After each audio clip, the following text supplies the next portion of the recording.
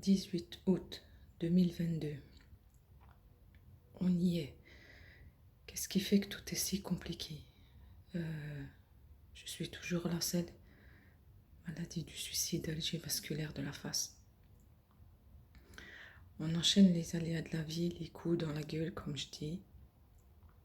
Et on essaye de se relever malgré tout. Mais c'est de plus en plus compliqué, c'est de plus en plus difficile, c'est de plus en plus usant. Donc, on a eu les clés le 11 août du nouvel appartement, comme je vous ai déjà fait des retours.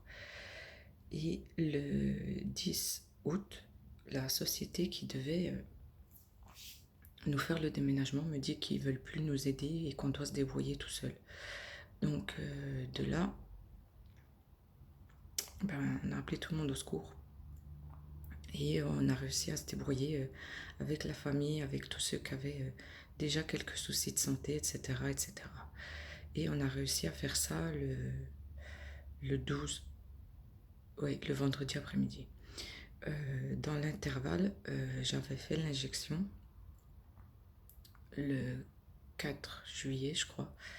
Et ben voilà, je suis toujours pharmacorésistante aux anticorps monoclonaux. J'ai tenu aussi que 3 jours. Donc tout devient très compliqué, tout devient de plus en plus difficile à gérer. La douleur de fond s'installe de plus en plus. Les crises sont de plus en plus violentes.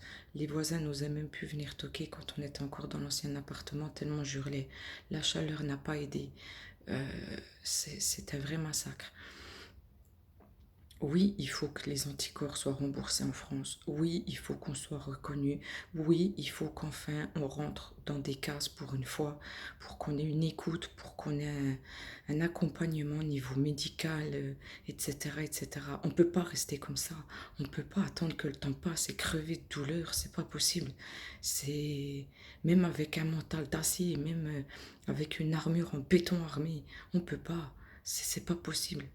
Donc, dans l'intervalle, Célia fait l'échographie, il n'y a rien, mais il faut faire une coloscopie parce que les traitements qu'elle prend ne fonctionnent toujours pas. Donc, on va reprendre rendez-vous. Elle retourne le 30 chez le médecin traitant. C'est mon épouse qui va l'emmener parce que moi, je ne peux pas, je serai en injection le 29. Donc, elle va demander une ordonnance pour donc faire la coloscopie. Ça va encore être des grands moments. Là, elle essaye un nouveau traitement qui ne marche pas. Désolée, j'ai du mal de parler parce que j'ai déjà extrêmement mal. Moi, comme je l'ai dit, tout empire. Je crois que je vais devoir passer sous complément alimentaire parce que j'arrive plus à manger. J'ai tout le côté droit qui est déboîté, la douleur de fond qui me foudroie du réveil au coucher. Ça a pété les plombs, ça va devenir fou. Et il n'y a aucune écoute, aucune compréhension du monde médical. On se croirait au Moyen-Âge. L'algie vasculaire de la face est quand même la maladie du suicide. L'algie vasculaire de la face vous fait vivre quand même un enfer. Vous pourrez la vie. J'ai plus que l'oxygène pour survivre et il y a des fois où ça marche pas, où elles mettent pas. Et il faut serrer les dents et il faut attendre que le temps passe. Mais non, c'est pas possible. Donc on a fait le déménagement. On est arrivé là. Et c'est comme je l'ai dit, je voulais pas déménager, mais la propriétaire de l'ancien appart a voulu récupérer. Et on n'a pas eu le choix. Et le temps passait et il a fallu que, voilà, quand on a visité, j'étais déjà pas très connectée, comme je dis, à voir tous les détails qui font que mon enfer peut empirer. Mais je pensais pas arriver à ce point-là. C'est du délire. C'est...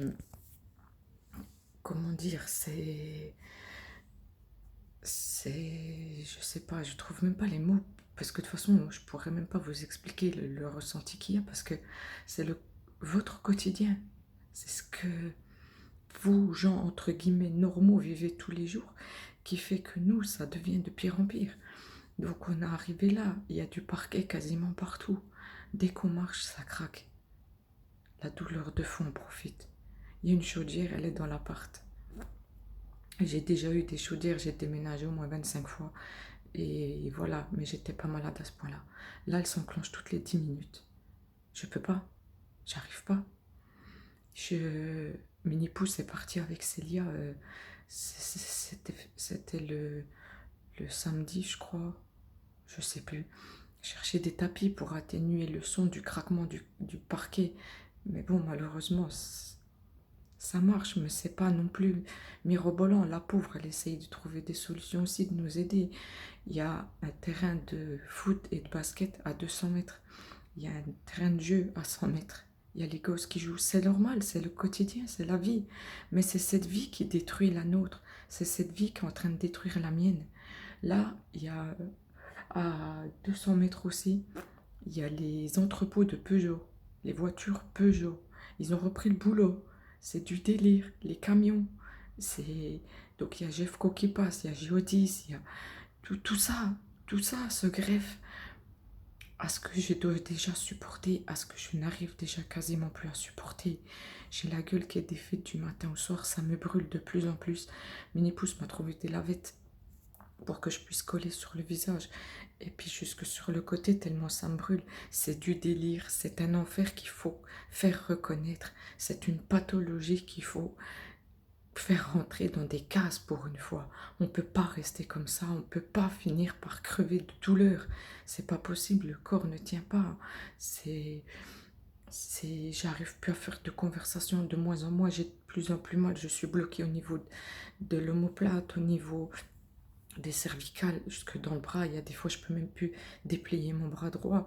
Je fais de plus en plus de conneries. J'ai mis le feu à l'autre appart. C'est du délire. J'ai voulu cuire des œufs.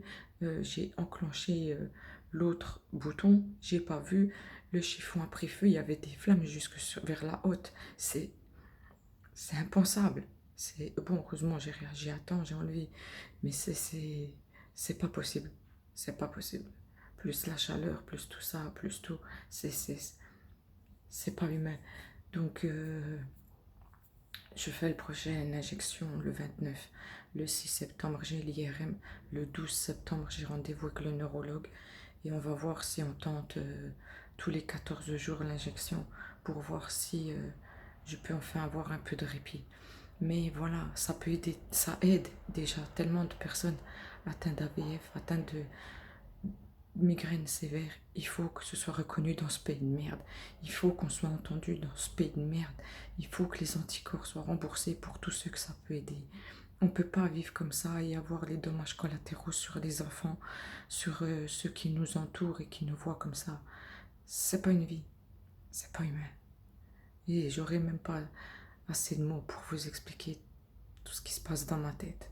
Toute la souffrance qui est là. Elle se voit déjà un peu sur ma gueule, mais voilà. Donc, c'est les aléas de la selle encore. Toujours pas fameux. Donc là, je vais ameuter tout le monde. Assistante sociale, alliance quand je rends les clés lundi. Et là, maintenant qu'on a plus la pression pour partir, entre guillemets, il faut qu'on trouve quelque chose où je serai bien, où Célia sera bien aussi, parce que, voilà, même si elle n'a pas les mêmes pathologies que moi, au niveau du parquet, au niveau des bruits, au niveau de tout, c'est pas non plus... Donc voilà, c'était beau en apparence, mais il faut toujours regarder au fond. Il faut toujours regarder derrière. Et c'est là qu'on voit. Donc c'est comme ça. Donc voilà, je reviendrai faire coucou, je continuerai de partager le quotidien d'un enfer d'algie vasculaire de la face, maladie du suicide. Un bon courage à tous les malades, tels qu'ils soient, quelle que soit votre souffrance, car il n'y a pas de petite ou de grande souffrance. Une souffrance reste une souffrance telle qu'elle soit. Et que le combat continue, donc on sera debout. Belle journée à tous, à tantôt, la selle.